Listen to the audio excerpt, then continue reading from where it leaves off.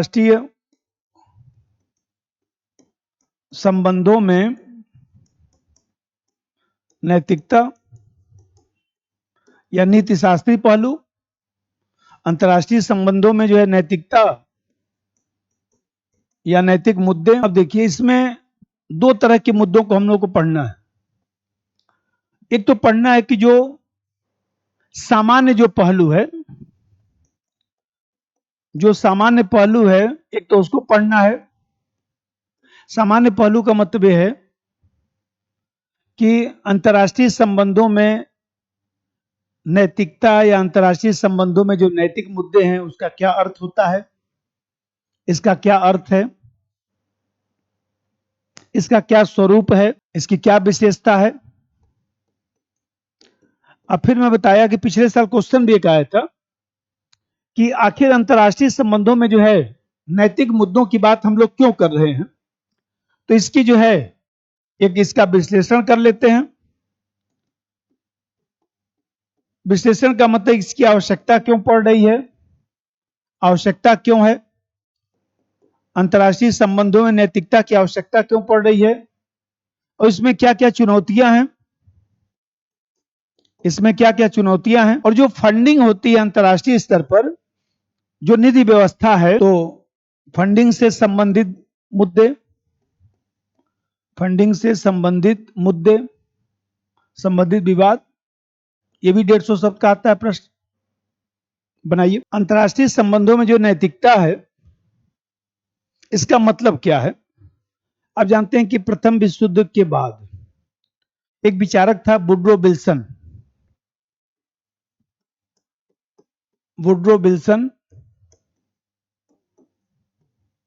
तो Woodrow Wilson ने जो है ये कहना शुरू किया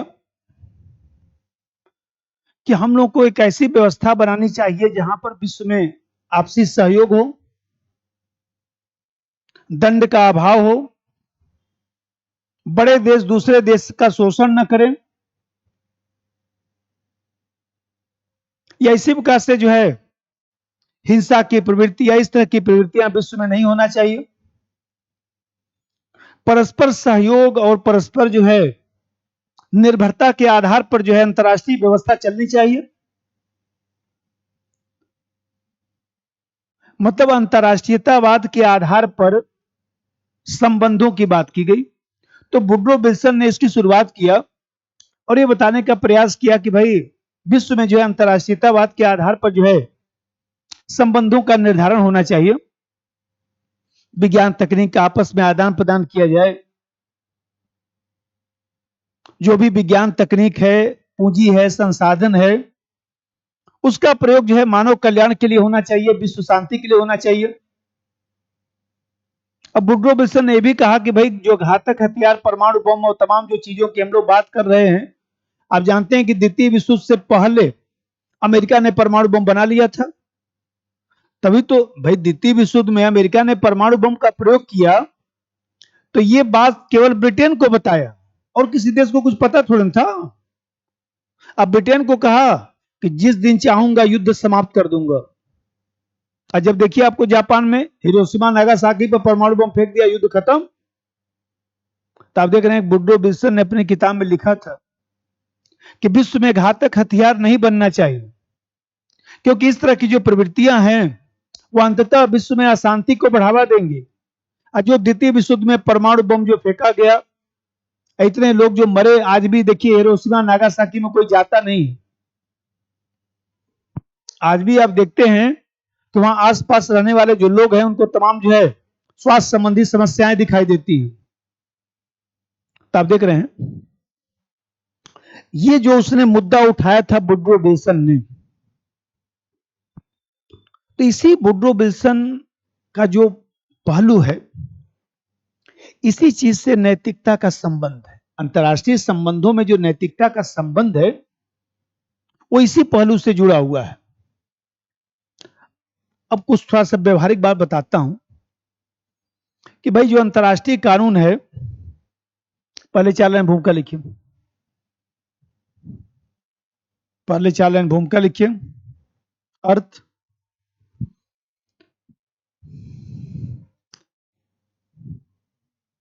अंतर्राष्ट्रीय संबंधों में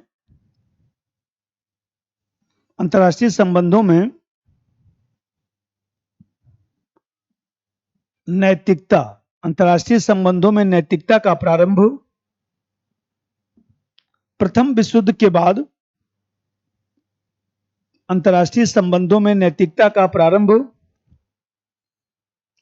प्रथम विश्व युद्ध के बाद, वुड्रो विल्सन द्वारा, प्रथम विश्व युद्ध के बाद वुड्रो विल्सन द्वारा किया गया, जिसने ऐसी व्यवस्था बनाने की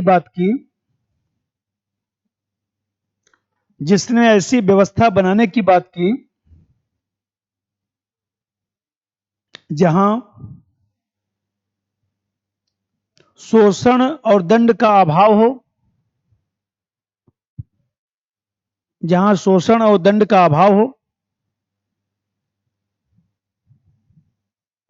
परस्पर सहयोग और निर्भरता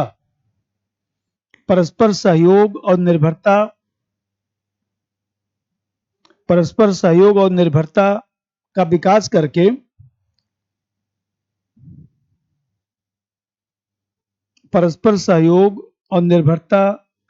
करके अंतर्राष्ट्रीयतावाद के आधार पर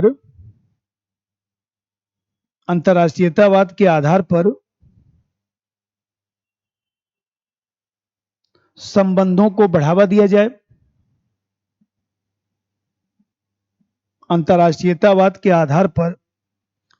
को बढ़ावा दिया जाए,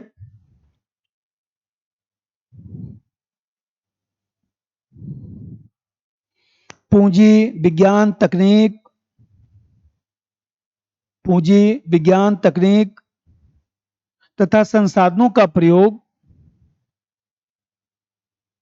विज्ञान तकनीक तथा संसाधनों का प्रयोग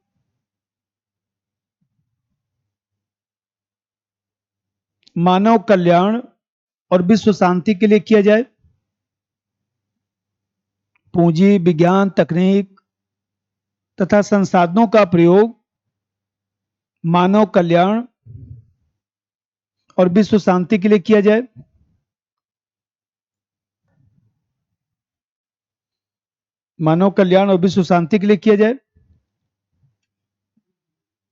हमारा फोन होगा याद दीजिए। मानव कल्याण और विश्व शांति के लिए किया जाए।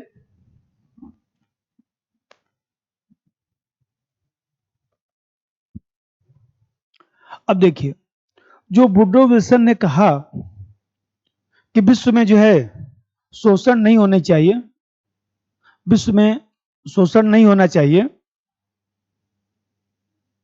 चार्जर में लगा दीजिएगा।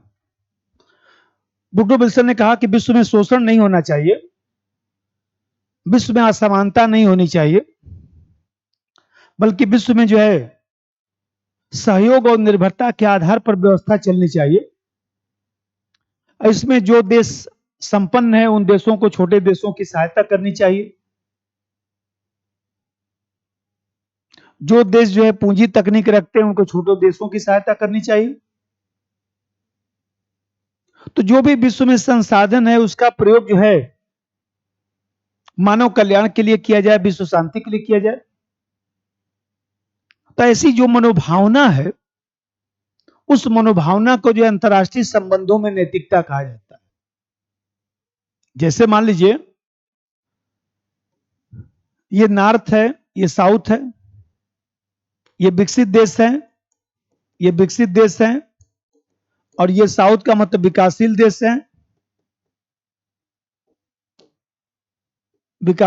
है। तो ये नॉर्थ के पास जो है पूंजी ज्यादा है, नॉर्थ के पास तकनीक ज्यादा है,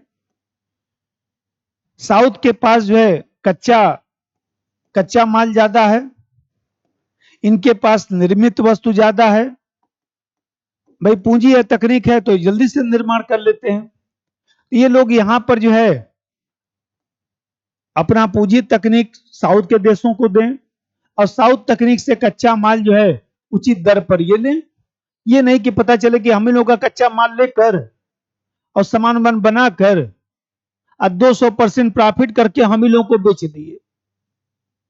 ये बताइए, हम ही लोगों के साउथ के देशों से मान लीजिए स्टील लेकर, इस्पात लेकर और उसी का जहाज बनाकर और हम ही लोगों को बेच दिए। अरे भाई, कच्चे माल का कीमत भी तो बढ़ना चाहिए।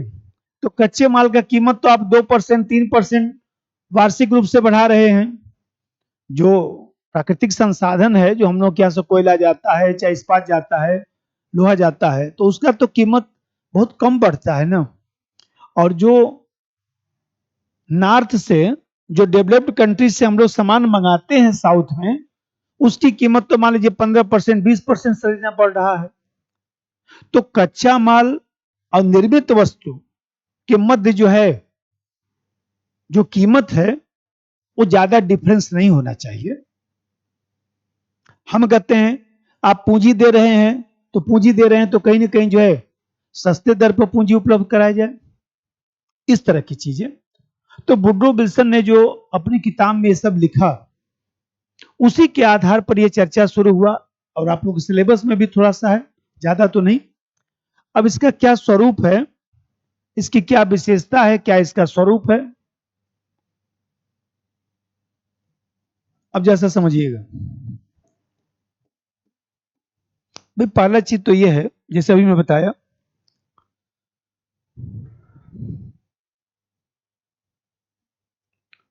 कि जो अंतर्राष्ट्रीय कानून है, जो संधि समझौते हैं, उनको महत्व दिया जाना चाहिए और सभी देश इन सब चीजों का सम्मान करें। देश अपनी संप्रभुता को इन्हीं मूल्यों से नियमित करने का प्रयास करें। सिद्धांत और व्यवहार का अंतर कम होना चाहिए। बहुत व्यवहारिक लिखना है, इसमें कोई भी तथ्य, आप वुड्रो विल्सन का नाम याद है तब भी ठीक, ना याद है तब भी सही, कुछ बनना बिगड़ना नहीं है।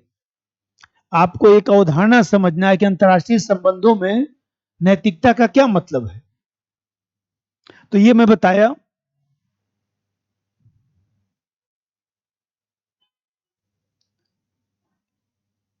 पहला नंबर 1 लिखिए, विशेषता नंबर 1, इसका क्या स्वरूप है। अंतर्राष्ट्रीय कानून संधि समझौतों को, अंतर्राष्ट्रीय कानून कामा संधि समझौतों को महत्व दिया जाए। अंतर्राष्ट्रीय कानून कामा संधि समझौतों को महत्व दिया जाए, संधि समझौतों को महत्व दिया जाए।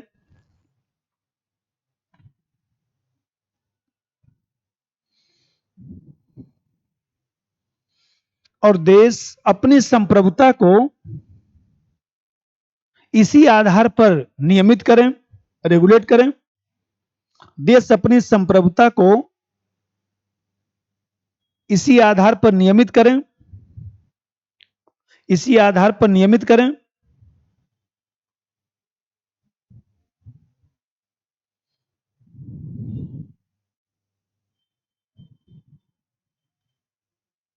इसी आधार पर नियमित करें। जैसे मान लीजिए,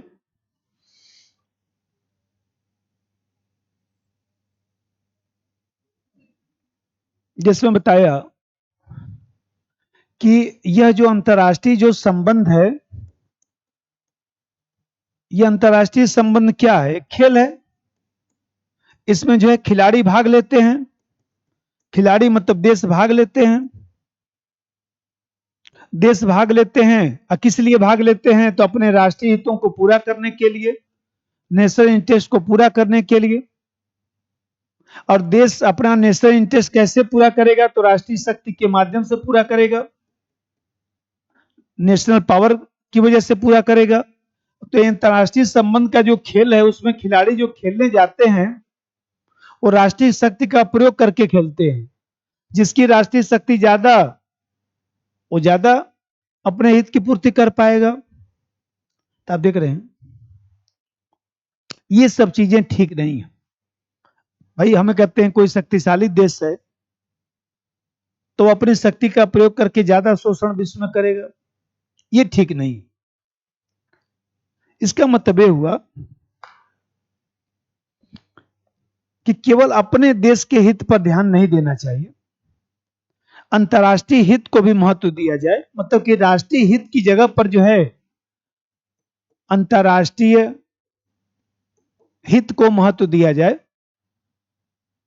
इस राष्ट्रीय हित को, राष्ट्रीय हित के साथ अंतर्राष्ट्रीय हित का समायोजन भी किया जाए। नंबर 2, अंतर्राष्ट्रीय राजनीति के संचालन में, अंतर्राष्ट्रीय राजनीति के संचालन में राष्ट्रीय हित के साथ, राष्ट्रीय हित के साथ अंतर्राष्ट्रीय, राष्ट्रीय हित के साथ अंतर्राष्ट्रीय,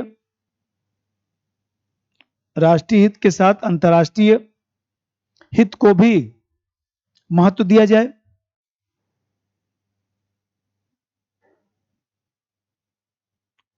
अंतर्राष्ट्रीय हित को भी महत्व दिया जाए। जैसे बताया, नंबर 2 आप लोगों ने लिखा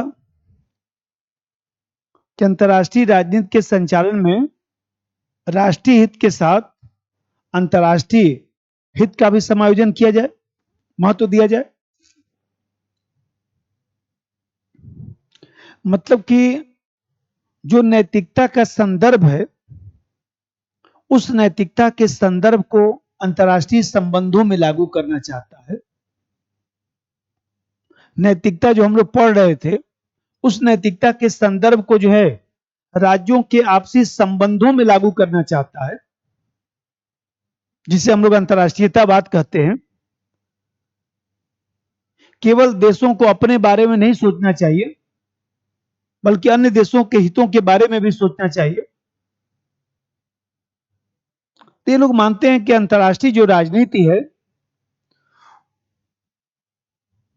केवल राज्य ही क्रियाकलाप नहीं करता है, उसमें अंतर्राष्ट्रीय संगठन भी हैं, यूएनओ भी है, डब्ल्यूटीओ भी है, वर्ल्ड बैंक भी है, आईएमएफ भी है, ये सब संस्थाएं भी हैं।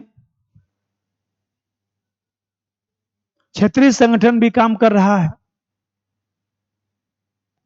इन सब संस्थाओं का विश्व शांति में महत्व है।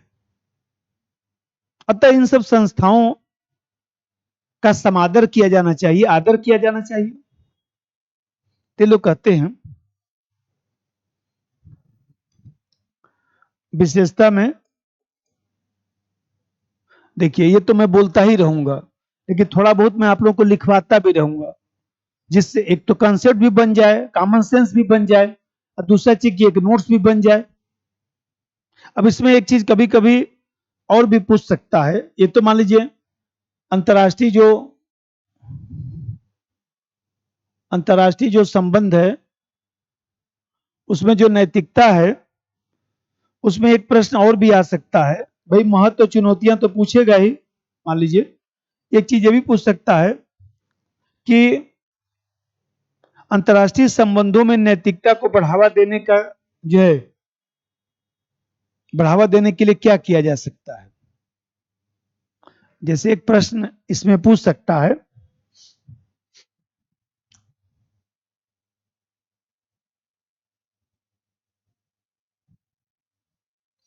कि, तो विश्लेषण हो गया। इसमें एक प्रश्न और भी पूछ सकता है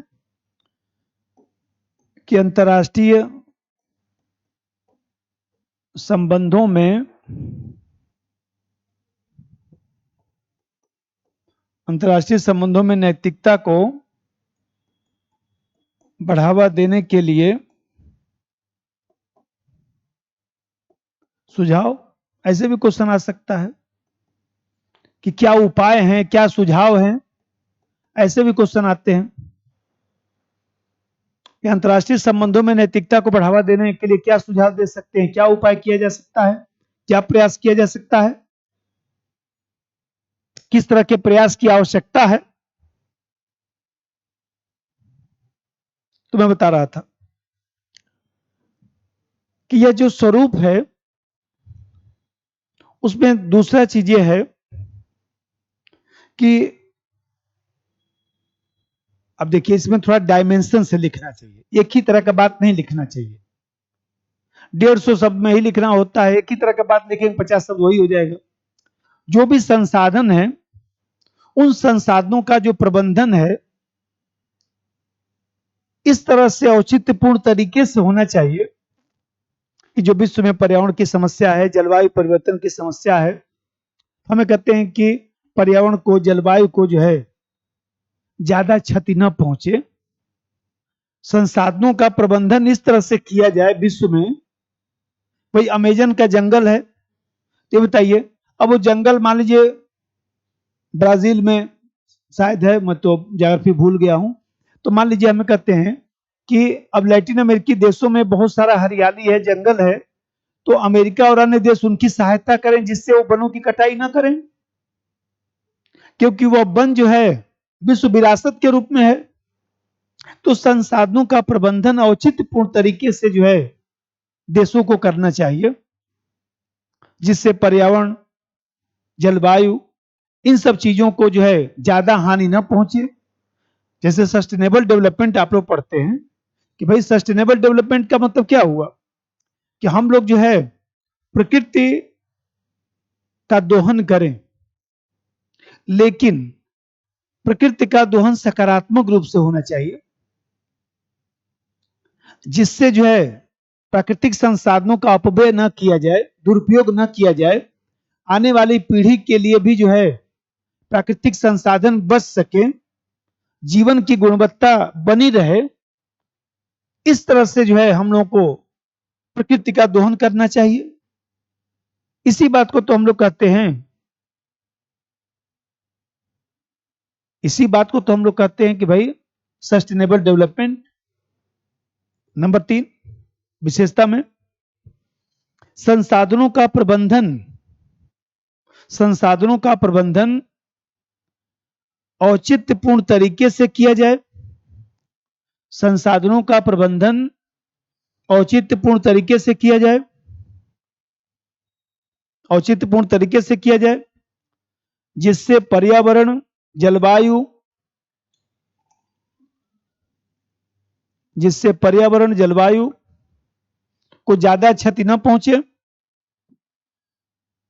पर्यावरण, जलवायु को ज्यादा क्षति न पहुंचे।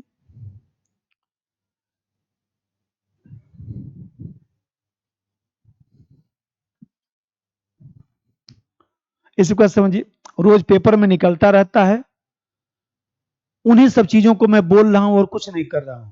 इतना तो आप लोग सब जानते ही हैं। इथिक्स में ऐसा कोई बात तो है नहीं, वही सब सामान्य पहलू है जो आप लोग रोज पढ़ते हैं, उसी चीज को हम लोग पढ़ा देते हैं, बस इतना ही है। ये बताइए, वैश्विक स्तर पर कोई प्राकृतिक संकट आए, अन्य संकट आए, तो ऐसी स्थिति में आपसी सहयोग को बढ़ावा दिया जाए।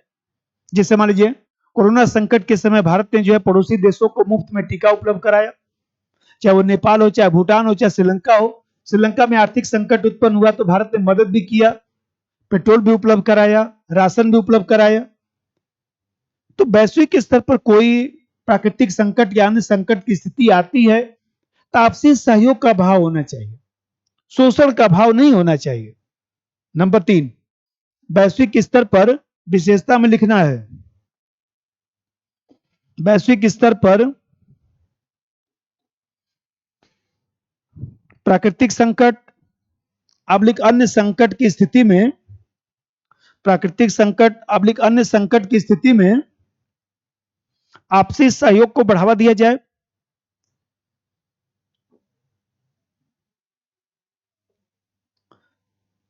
आपसी सहयोग को बढ़ावा दिया जाए। जैसे भारत ने कोरोना संकट के समय, जैसे भारत ने कोरोना संकट के समय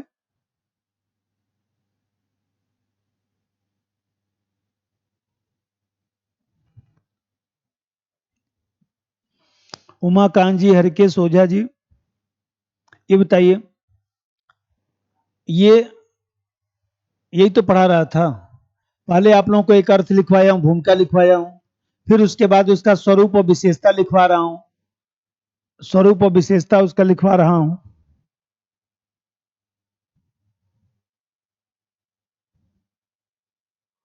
इसका क्या स्वरूप है या क्या विशेषता है, 1 2 3 4 लिखवा रहा हूं, ठीक तो है। उसी में ये भी पॉइंट बोला हूं, भारत ने कोरोना संकट के समय पड़ोसी देशों को मुफ्त में टीका उपलब्ध कराया।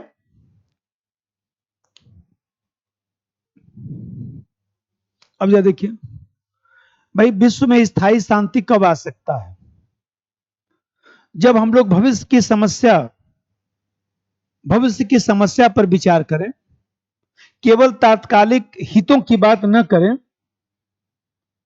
दीर्घकालिक नीतियां बनाई जाएं। केवल जो है वर्तमान आवश्यकता के लिए नीति नहीं बननी चाहिए। तो विश्व में देशों की चिंता का मुख्य विषय जो है भविष्य की समस्या से होना चाहिए। इसके लिए दीर्घकालिक नीतियां बनाने की आवश्यकता है, केवल अपने स्वार्थ को देखने की आवश्यकता नहीं होती है। नंबर 4 जो भी पॉइंट है, चौथी विशेषता, देशों की चिंता का मुख्य विषय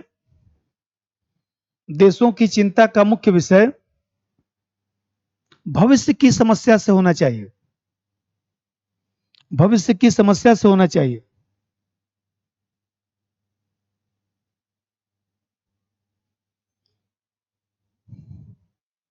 भविष्य की समस्या से होना चाहिए। इसके लिए दीर्घकालिक नीतियां बनाई जाएं।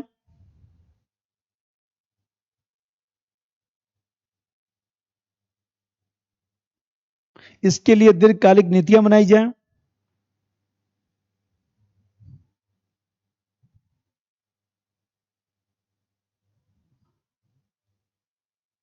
दीर्घकालिक नीतियां बनाई जाएं।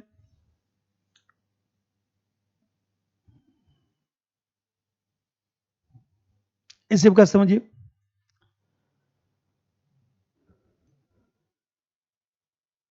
जैसे आप देखते हैं कि विश्व में, जैसे मान लीजिए पाकिस्तान में समस्या नागरिकों पर हो जाता है, अफगानिस्तान में नागरिकों पर समस्या, म्यांमार में नागरिकों पर समस्या।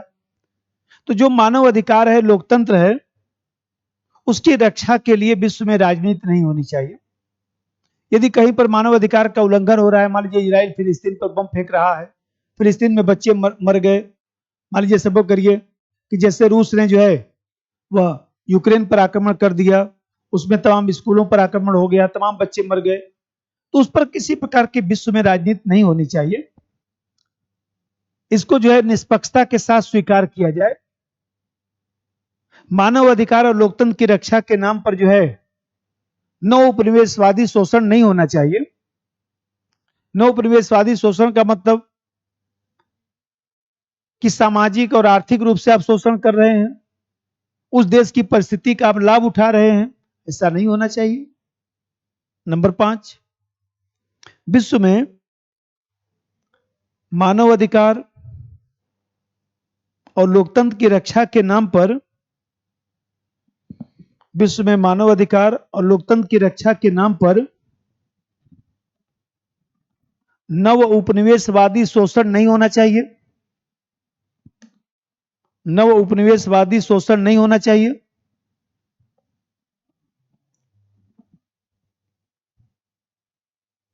नव उपनिवेशवादी शोषण नहीं होना चाहिए।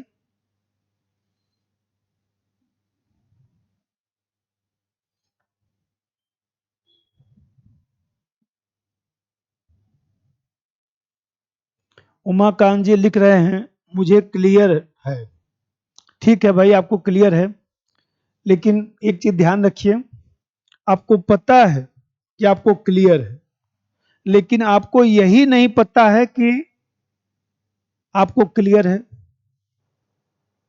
जानकर भी कभी कभी जो है हम लोग अनजान बन जाते हैं। यहां पर जो है जानते तो हैं, लेकिन यही नहीं जानते हैं कि मैं जानता हूं। इस तरह की भी परिस्थिति होती है, इसीलिए बार बार बताता हूं। इसे देखिए, लाइन खींच खींच के बताता हूं कि 1 नंबर ये, 2 नंबर ये, 3 नंबर ये, 4 नंबर ये, गलती होने न पाए।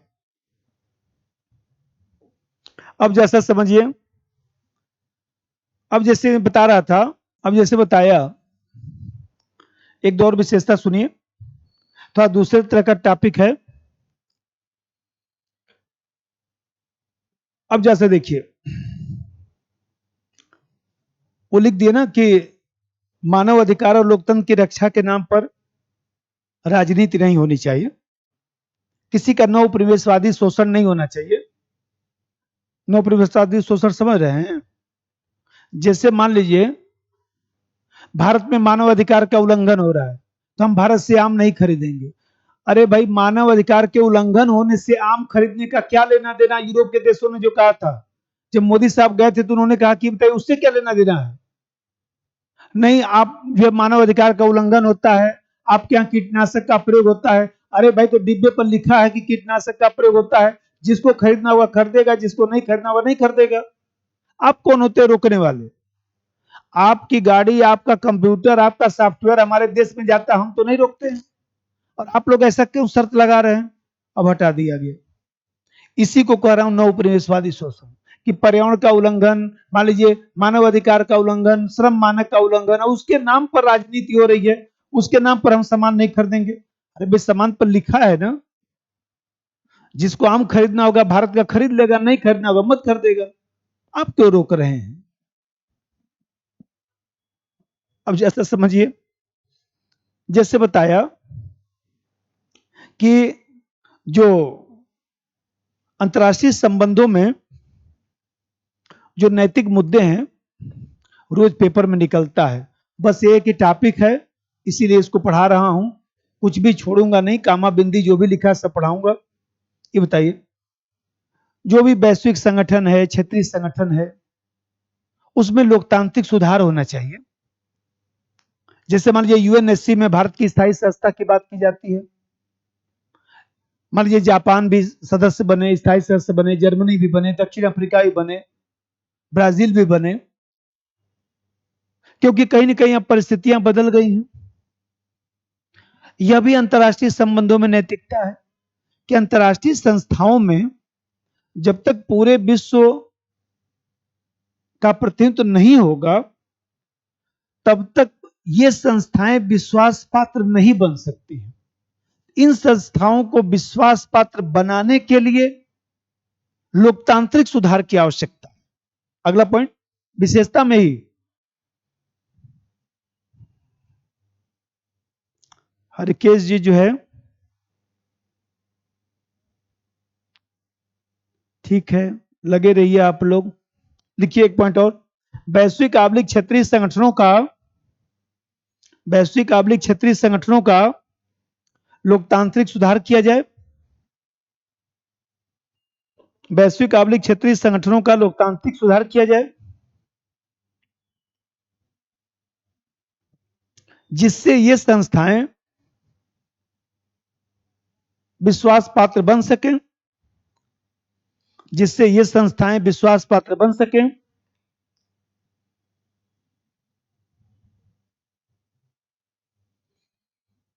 ये संस्थाएं विश्वास पात्र बन सकें। ठीक है, अब चलिए आवश्यकता क्यों, कि हम लोग ऐसा क्यों करना चाहते हैं, इसका क्या महत्व है? आवश्यकता क्यों?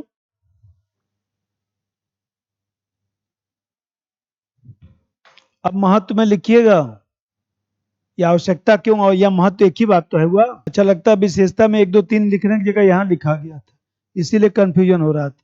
आवश्यकता क्यों, महत्व में 1 2 3। अब महत्व सुनिए, पहले एक एक सुनिए तब लिखिएगा। ये बताइए, यदि अंतर्राष्ट्रीय संबंधों में नैतिकता को हम बढ़ावा देंगे, तो उससे जो अंतर संबद्धता है, वो अंतर संबद्धता और मजबूत होगा।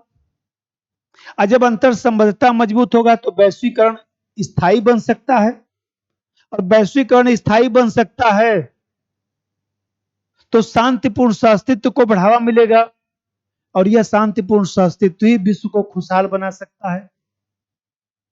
आपसी सहयोग ही विश्व में स्थायी शांति का आधार है। नंबर 1, महत्व में लिखिएगा आवश्यकता क्यों में, अंतर्राष्ट्रीय संबंधों में नैतिकता को बढ़ावा देने से अंतर्राष्ट्रीय संबंधों में नैतिकता को बढ़ावा देने से अंतर संबद्धता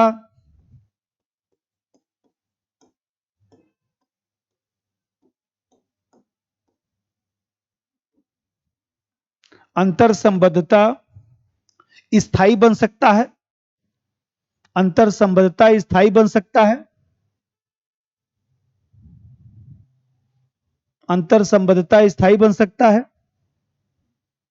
जो शांतिपूर्ण अस्तित्व को बढ़ावा देगा, जो शांतिपूर्ण सह अस्तित्व को बढ़ावा देगा, पीसफुल कोएग्जिस्टेंस, जो शांतिपूर्ण सह अस्तित्व को बढ़ावा देगा,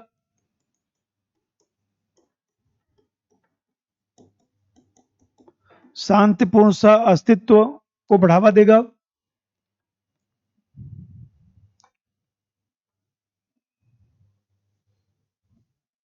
ब्रैकेट में स्थायी शांति, स्थायी शांति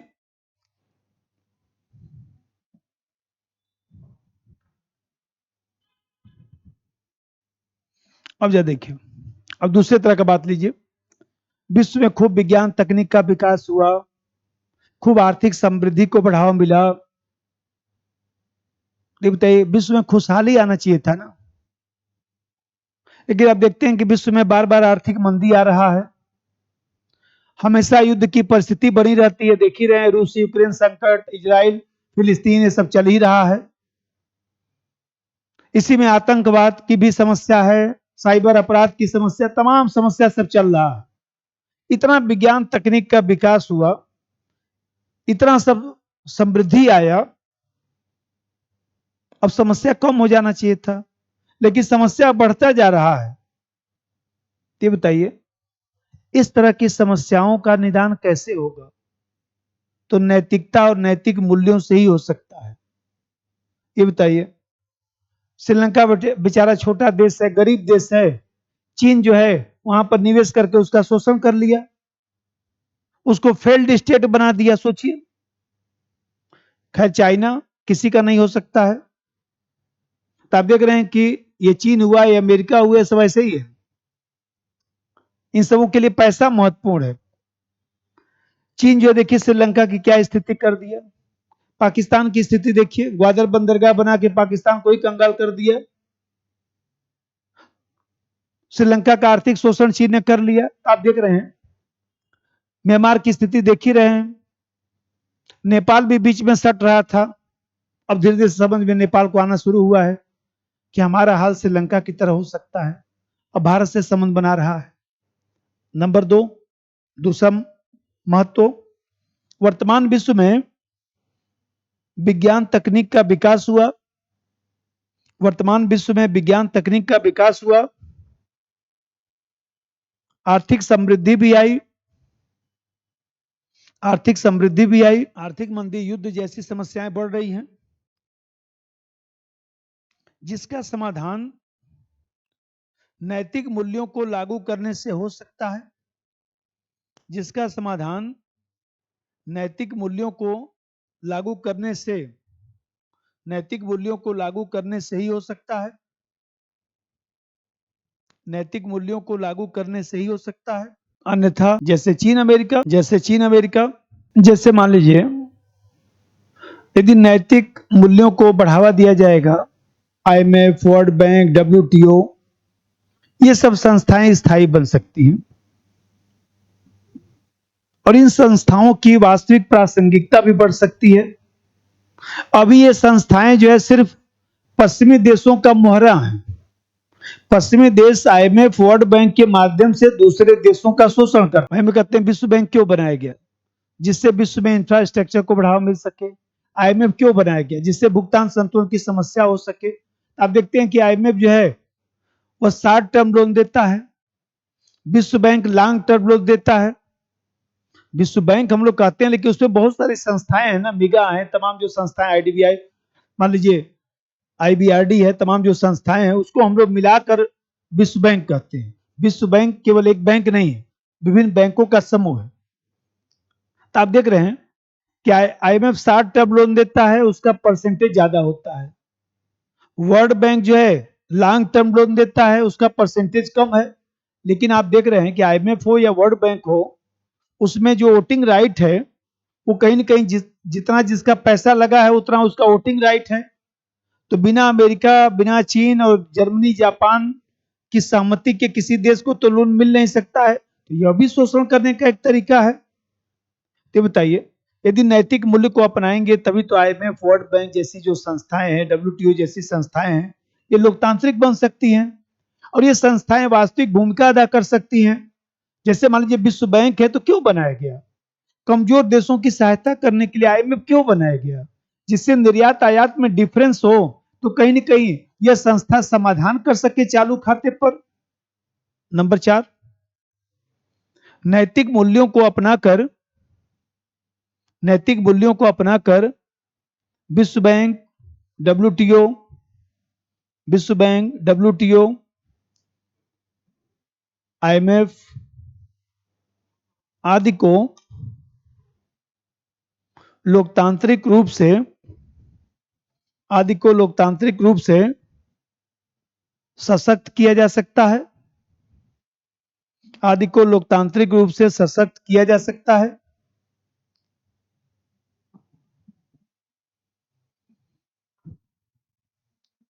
और ये संस्थाएं अपनी वास्तविक भूमिका अदा कर सकती हैं। ये संस्थाएं अपनी वास्तविक भूमिका अदा कर सकती हैं और ये संस्थाएं अपनी वास्तविक भूमिका अदा कर सकती हैं। जैसे विश्व बैंक,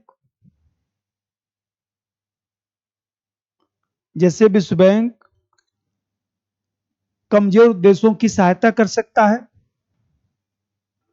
जैसे विश्व बैंक कमजोर देशों की सहायता कर सकता है।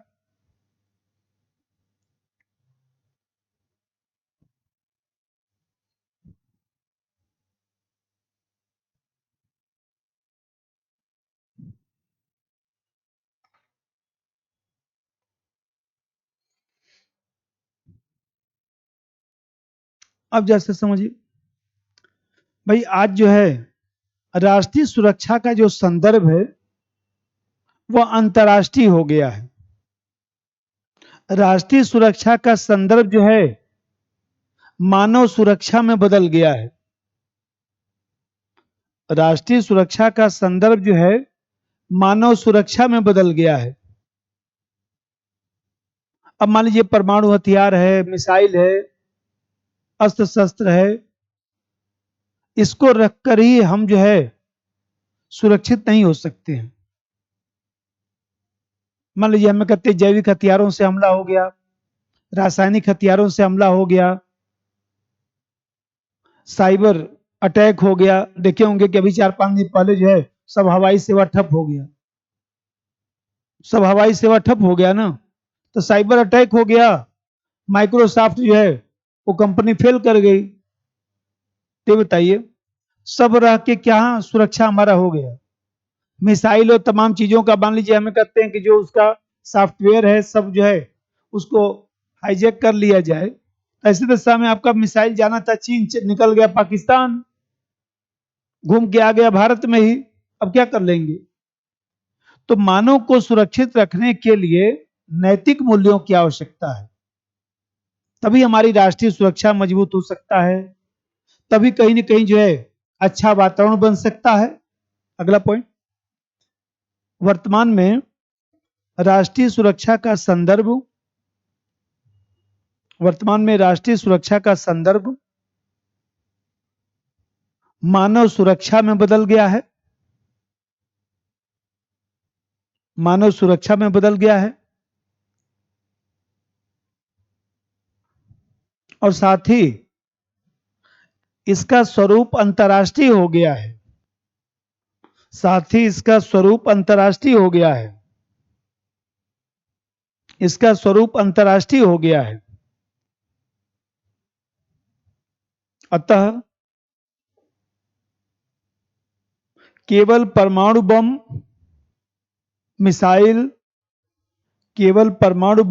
मिसाइल रखने से ही केवल परमाणु बम मिसाइल रखने से ही देश सुरक्षित नहीं हो सकता। देश सुरक्षित नहीं हो सकता, बल्कि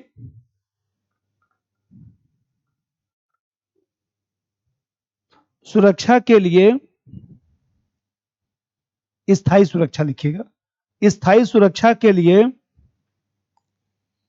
स्थायी सुरक्षा के लिए, स्थायी सुरक्षा के लिए नैतिक मूल्यों की आवश्यकता है।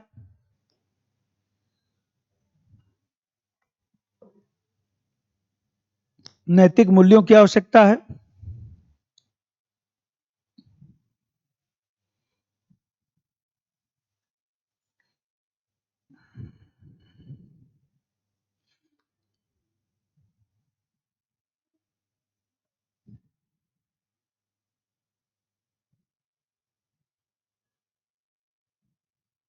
ठीक है, 3-4 हो गया ना, एक और लिख डालिएगा, नोट्स में रखा होगा। अब चुनौतियां, एक तरीका सिखा देता हूं, ऐसे ही लिखना है बस, अपने मन से भी बना सकते हैं, कोई समस्या की बात नहीं।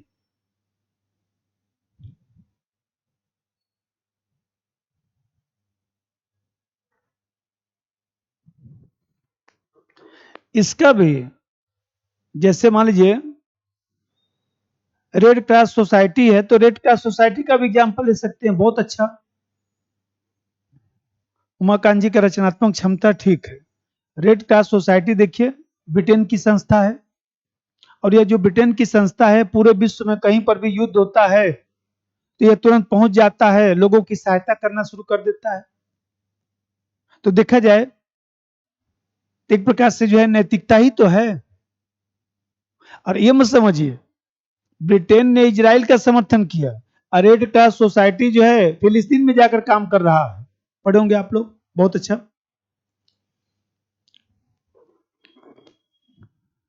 एक बल्कि महत्व और लिखिएगा अपने मन से, मैं 3 ही 4 लिखवा पाया हूं। अब यहां पर जो है अंतर्राष्ट्रीय संबंधों जो है, अब क्या क्या चुनौतियां हैं, अब क्या क्या चुनौतियां हैं।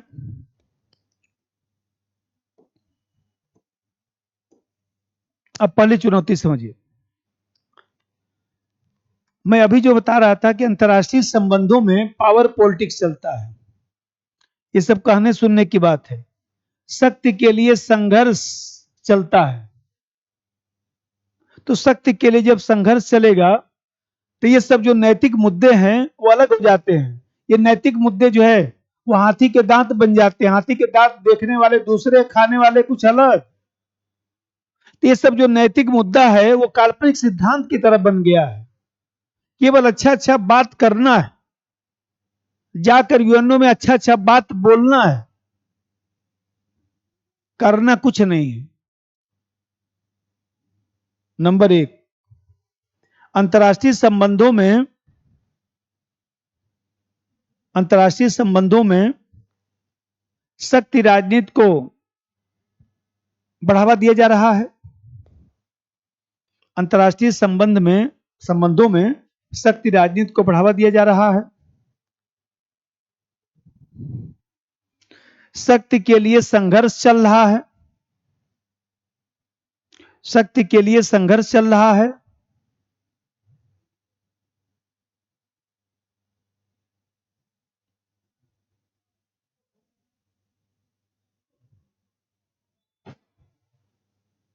शक्ति के लिए संघर्ष चल रहा है। अतः व्यवहार में नैतिक मुद्दे काल्पनिक सिद्धांत की तरह हैं। व्यवहार में नैतिक मुद्दे काल्पनिक सिद्धांत की तरह हैं, कि जो नैतिक मुद्दों की बात की जा रही है यह एक अयथार्थवादी काल्पनिक पहलू हो गया, क्योंकि कहीं ना कहीं जो है विश्व में संघर्ष को बढ़ावा मिलता है, पावर पॉलिटिक्स चलता है, तो इस पावर पॉलिटिक्स से जो है सब मेल ही नहीं खाता है। अब दूसरा चुनौती जैसा समझिएगा,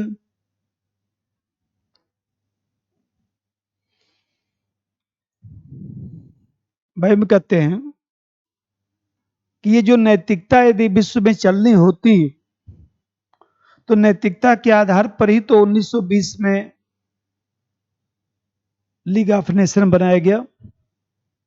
तो 1920 में जो राष्ट्र संघ बनाया गया था कि विश्व में शांति आएगी, प्रथम विश्व युद्ध के बाद जो है राष्ट्र संघ बनाया गया 1920 में, तो माना गया कि विश्व में शांति को बढ़ावा मिलेगा और अब विश्व में युद्ध नहीं होगा। तो आप भी बताइए कि 1920 में लीग ऑफ नेशन बनने के बाद जो है फिर द्वितीय विश्व युद्ध हुआ। यही बताइए, द्वितीय विश्व युद्ध हो गया तो फिर कहा गया कि हम लोग यूएन बनाएंगे, अब जो कमी रह गई उसको पूरा करेंगे। यूएन बनने के बाद भी निरंतर युद्ध चल रहा है, यूक्रेन संकट चल ही रहा है, सीरिया संकट देखे ही हैं, फिर इसके बाद इजराइल जो है फिलिस्तीन पर आक्रमण कर रहा है, तमाम जो विश्व में समस्या चल रहा है। तो नैतिकता के आधार पर जो संस्था बनाया गया उसकी कौन सी उपयोगिता हुई? यूएन के रहते ही तो अत्याचार हो रहा है, ऐसा थोड़ा कि यूएन नहीं है। नंबर 2, व्यवहार में भी समस्या है। व्यवहार में भी समस्या है क्योंकि नैतिकता के आधार पर 1920 में राष्ट्रसंघ का निर्माण किया गया। नैतिकता के आधार पर 1920 में राष्ट्रसंघ का निर्माण किया गया।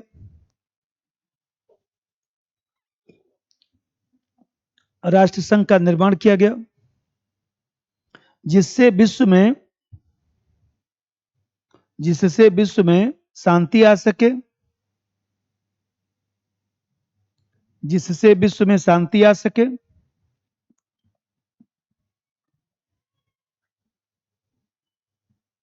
फिर भी द्वितीय विश्व युद्ध हुआ।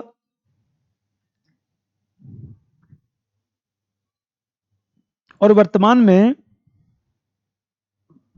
यूएन संयुक्त राष्ट्र के होते हुए ही अनेक संकट चल रहे हैं,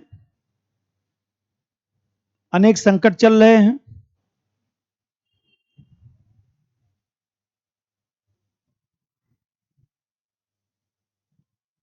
अनेक संकट चल रहे हैं, कुछ भी एग्जाम्पल लिख सकते हैं, यूक्रेन संकट, कुछ भी लिखिए, सब सही है।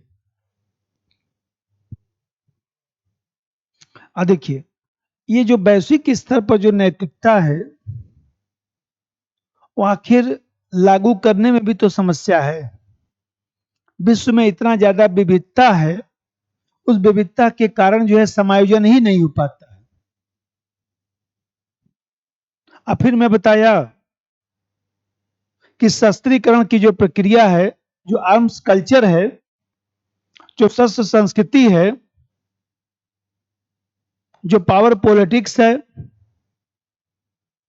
इस तरह की अवधारणा नैतिक मूल्यों को जो है प्रभावित कर देती है।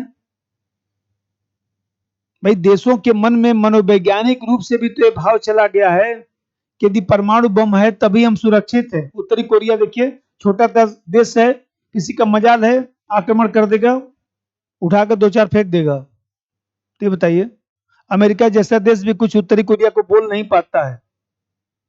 तो आपने समझा, परमाणु बम रख लिया, तब दूसरे देशों को क्या प्रेरणा मिलेगा कि परमाणु बम बना के रखिए, तब आपकी सुरक्षा हो पाएगी।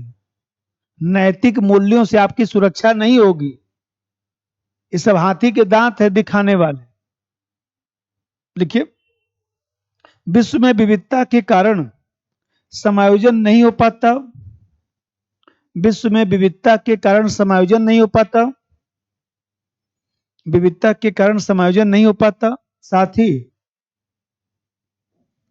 शस्त्र संस्कृति की अवधारणा ने भी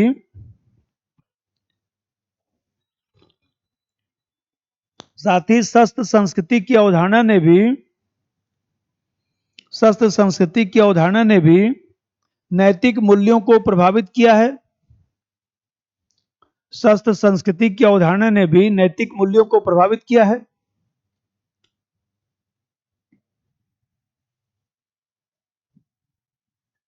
नैतिक मूल्यों को प्रभावित किया है।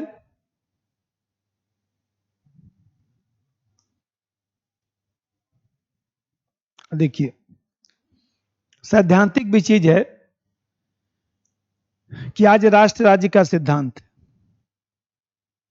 अंतर्राष्ट्रीय राजनीति में जो है संप्रभु राष्ट्र की अवधारणा है। संप्रभु मतलब हम सर्वोच्च है, मतलब कि हम जो है, हम पर कोई आंतरिक और बाहरी दबाव नहीं है, हमारी सरकार जो है सर्वोच्च है, कोई भी निर्णय ले सकती है। तो सिद्धांत जब संप्रभु देश हैं तो फिर अंतर्राष्ट्रीयतावाद ही कमजोर होगा, नैतिक मुद्दे तो कमजोर होंगे ही। अगला पॉइंट, वर्तमान में संप्रभु राष्ट्र की अवधारणा चल रही है। वर्तमान में संप्रभु राष्ट्र की अवधारणा चल रही है। संप्रभु राष्ट्र की अवधारणा चल रही है।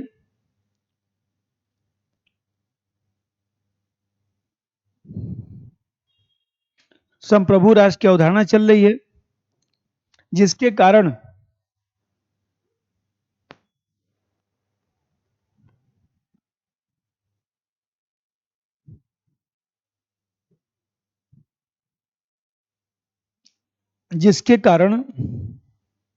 देशों पर नैतिक दबाव नहीं बन पाता। देशों पर नैतिक दबाव नहीं बन पाता।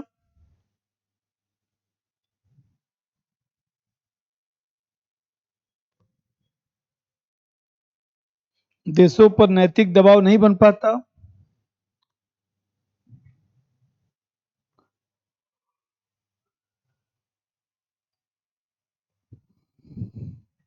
देखिए, एक चीज और भी है कि आज जो अंतर्राष्ट्रीय स्तर पर जो है संरक्षणवाद को जो बढ़ावा दिया जा रहा है, बड़े देश जो अंतर्राष्ट्रीय संस्थाओं का अपने स्वार्थ के लिए प्रयोग कर रहे हैं,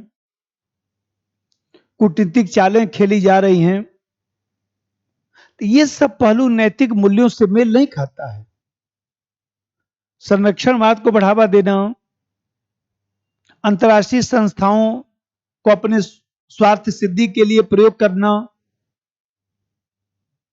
अंतर्राष्ट्रीय स्तर पर मान लीजिए जैसे पाकिस्तान है, पाकिस्तान आतंकवादी राष्ट्र है, पाकिस्तान में आतंकवादी रहते हैं, कभी अमेरिका हाँ बोलेगा, कभी ना बोलेगा, कभी कुछ नहीं बोलेगा। चाइना देखिए, कहता है पाकिस्तान आतंकवादी राष्ट्र नहीं है। अभी बताइए, जब ये मान लीजिए संरक्षणवाद का खेल चलेगा, कूटनीतिक चाल चलेगा, देश अपने स्वार्थ को सोचेगा, अंतर्राष्ट्रीय संस्थाओं का प्रयोग अपने स्वार्थ के लिए करेगा। देखिए, चाइना ने वीटो का प्रयोग कर दिया था यूएनओ में। भारत ने प्रस्ताव पारित कराना चाहा कि पाकिस्तान आतंकवादी राष्ट्र है, उस पर प्रतिबंध लगाया जाए, चाइना ने वीटो का प्रयोग कर दिया। तब देखते हैं किस तरह की जब चीज होगी तो कहां से विश्व शांति आ पाएगा। नंबर 5, अंतर्राष्ट्रीय स्तर पर संरक्षणवाद को बढ़ावा दिया जा रहा है। अंतर्राष्ट्रीय स्तर पर संरक्षणवाद को बढ़ावा दिया जा रहा है। संरक्षणवाद को बढ़ावा दिया जा रहा है।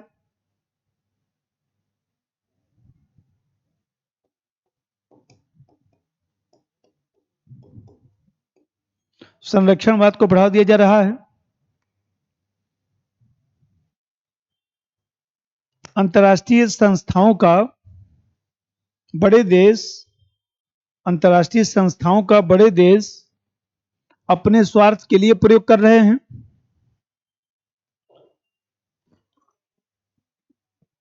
अंतर्राष्ट्रीय संस्थाओं का बड़े देश अपने स्वार्थ के लिए प्रयोग कर रहे हैं।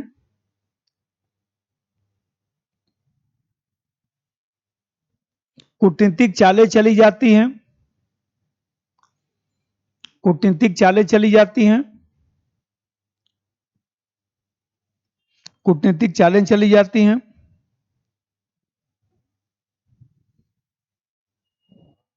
जो विश्व शांति के लिए घातक है।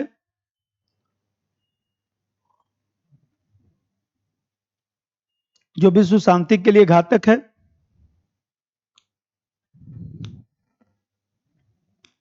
जो विश्व शांति के लिए घातक है।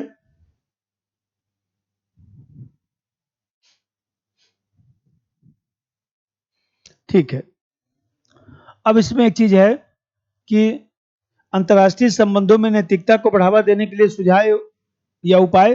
अंतर्राष्ट्रीय संबंधों में नैतिकता को बढ़ावा देने के सुझाव या प्रयास।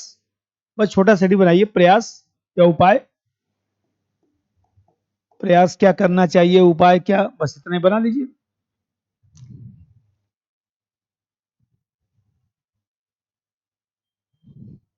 तो यहां पर क्या क्या प्रयास किया जाए।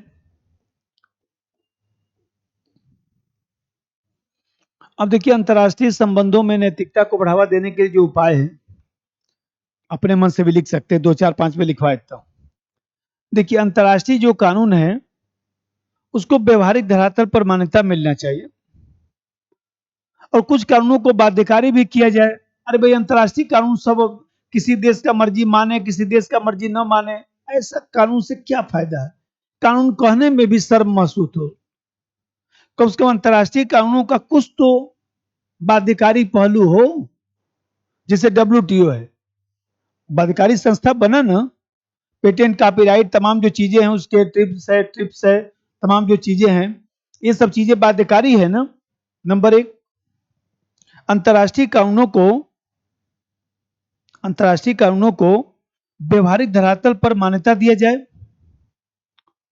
अंतर्राष्ट्रीय कानूनों को व्यवहारिक धरातल पर मान्यता दिया जाए। व्यवहारिक धरातल पर मान्यता दिया जाए और आवश्यक कानूनों को बाध्यकारी किया जाए। आवश्यक कानूनों को बाध्यकारी किया जाए। आवश्यक कानूनों को बाध्यकारी किया जाए। आवश्यक कानूनों को बाध्यकारी किया जाए। उसमें मैं बता रहा था कि भाई आपस में जो है अंतर्राष्ट्रीय स्तर पर मान लीजिए सांस्कृतिक कार्यक्रम है, खेल कूद है, आपस में आदान प्रदान है, संस्कृति का मेल मिलाप जो है, समागम जो है, ये सब चीजें शांति ला सकती हैं। अब पेरिस में ओलंपिक हो रहा है, यह एग्जाम्पल लिख सकते हैं।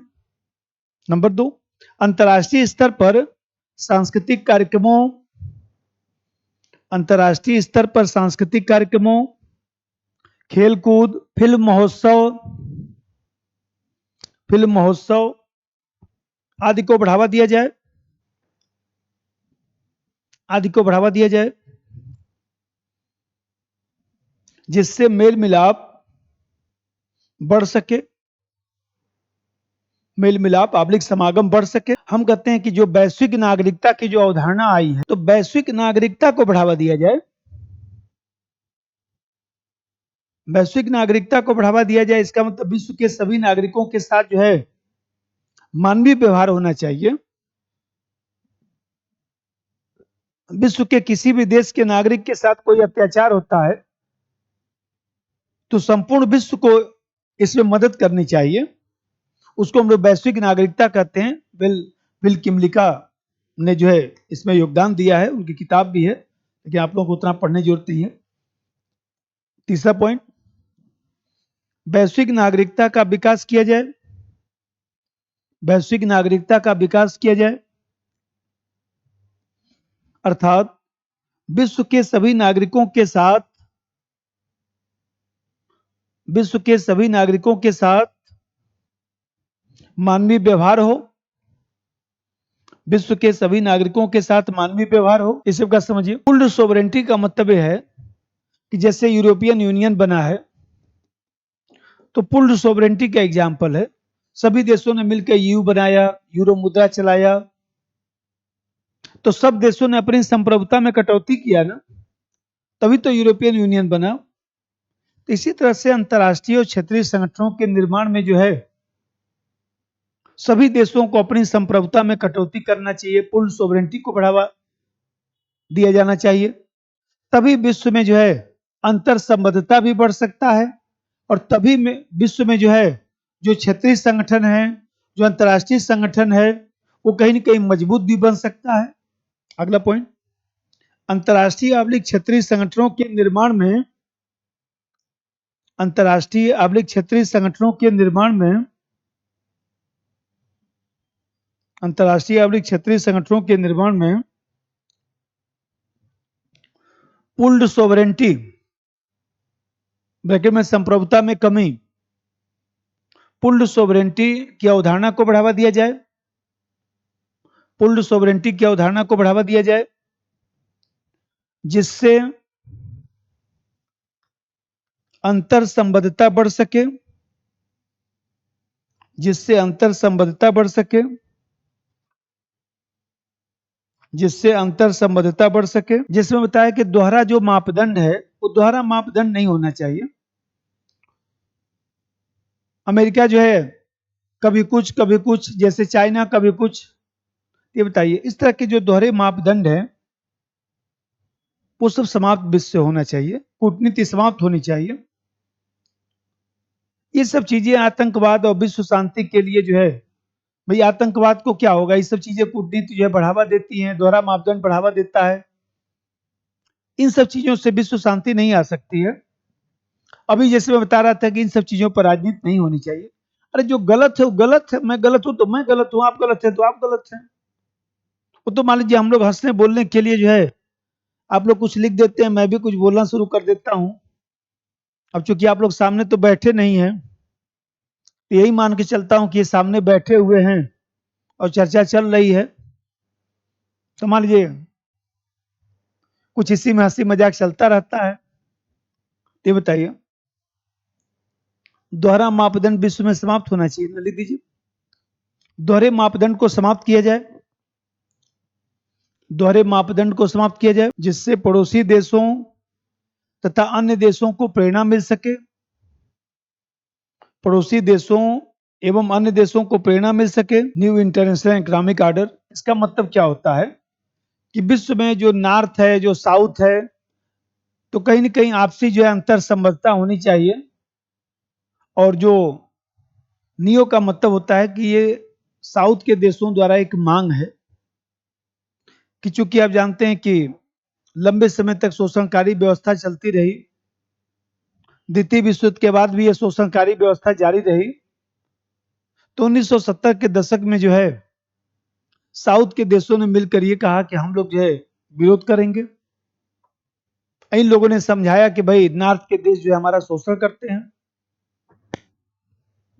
और इस तरह से साउथ के देशों ने कहा कि भाई विश्व में नौपनिवेशवादी शोषण या अन्य प्रकार का शोषण समाप्त होना चाहिए और लोकतांत्रिक मूल्य के आधार पर जो है व्यापारिक प्रक्रिया चलनी चाहिए। समानता और न्याय के सिद्धांतों पर जो है वाणिज्य व्यापार चलना चाहिए। तो ये जो मांग रखी गई, इसी चीज को हम लोग नियो कहते हैं। तो विश्व में यदि नियो को बढ़ावा दिया जाए तो नॉर्थ और साउथ के मध्य जो है समायोजन हो सकता है, और यह समायोजन ही जो है स्थायी शांति को बढ़ावा दे सकता है। 4-5 हो गया ना, बस करिए। अब एक उसमें प्रश्न जो आता है, और अंतर्राष्ट्रीय अंतर्राष्ट्रीय स्तर पर जो है निधि व्यवस्था, फंडिंग में नैतिक मुद्दे कौन कौन से हैं, वो भी एक प्रश्न आता है।